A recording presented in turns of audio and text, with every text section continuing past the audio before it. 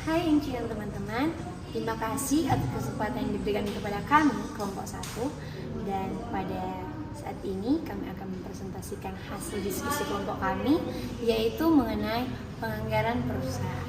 Nah, dalam penganggaran perusahaan ini, kita perlu mengetahui yang namanya pertama dari pengertian anggaran produksi. Dalam anggaran produksi itu berarti perencanaan atau perhitungan untuk menentukan berapa jumlah unit yang akan diproduksikan sehingga sesuai dengan yang telah direncanakan oleh bagian penjualan. Nah, dalam pengertian tersebut tentunya menggunakan pandangan sempit atau spesifik. Nah, dan juga terhadap apa yang menjadi peramalan teknis utama dalam penyusunannya. Selanjutnya ada manfaat penyusunan anggaran produksi. Nah, dalam manfaat dari penyusunan anggaran produksi ini yaitu untuk membantu perencanaan, koordinasi, dan pengendalian. Ini dibuat didasarkan secara dengan melakukan rencana penjualan yang secara realistik, yang berarti bahwa manajemen telah menganalisis secara khusus tentang rencana khusus mengenai fungsi perancangan produksi dan masalah yang berhubungan. Oke, baik. Bercerita tentang persoalan faktor yang mempengaruhi rencana produksi, dalam hal ini ada terbagi 5 bagian. Yang paling awal itu kita harus menentukan rencana penjualan. Nah, langkah pertama ini adalah paling utama kenapa para perusahaan itu harus membuat rencana penjualan, karena sebelum membuat anggaran produksi kita harus mengetahui terlebih dahulu rencana penjualan kita. Nah, yang kedua itu adalah alat dan kapasitas maupun alat pabrik dan kapasitas. Nah, kita harus menentukan berapa kapasitas dari perusahaan, karena pada dasarnya di dalam manajemen itu kita harus mempunyai suatu kapasitas baik alat pabrik dan bahan baku.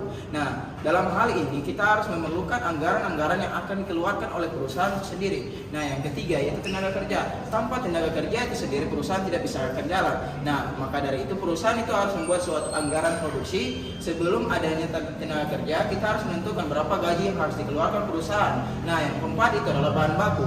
Nah, bahan baku ini adalah sangat pokok dalam suatu perusahaan sebelum membuat suatu produksi. Nah, produksi suatu produk ini akan memerlukan beberapa biaya yang akan dikeluarkan untuk membuat produksi ini. Nah, beberapa hal yang menentukan itu adalah bahan baku itu sendiri. Beberapa bahan baku itu harus diperlukan. Nah, yang terakhir itu adalah modal kerja. Nah, modal kerja perusahaan itu harus menyediakan suatu dana yang akan dikeluarkan untuk menyiapkan beberapa bahan-bahan baku maupun tenaga kerja yang harus dikeluarkan oleh perusahaan sendiri. Nah, mungkin kelima ini adalah saling berhubungan dari satu sama lain, kan? Karena untuk membuat anggaran produksi harus ada kelima ini. Baik, mungkin itu penjelasan dari faktor yang mempengaruhi anggaran produksi. Terima kasih. Kebijakan penyusunan anggaran produksi. Jumlah produk untuk dijual atau seperti yang tercantum dalam anggaran jumlah penjualan yang dihubungkan dengan kebijakan tingkat produksi dan ditingkatkan persediaan akan menghasilkan jumlah produk yang harus diproduksi oleh perusahaan menurut waktu dan menurut jenis produknya. Dalam pelaksanaannya, pada kegiatan operasional, perusahaan sehari-hari terdapat kebijakan tertentu tentang tingkat produksi dan persediaan barang. Yang pertama, ada kebijakan yang mengutamakan stabilitas tingkat produksi. Yang kedua, kebijakan yang mengutamakan stabilitas tingkat persediaan produk.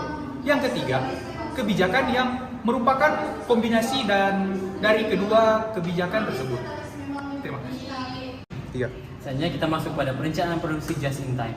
Just in time adalah suatu konsep di mana bahan baku yang digunakan untuk aktivitas produksi didatangkan dari pemasok atau supplier secara tepat pada waktu bahan itu dibutuhkan oleh bagian produksi, sehingga akan menghemat bahkan meniadakan biaya persediaan barang dan biaya penyimpanan barang di gudang.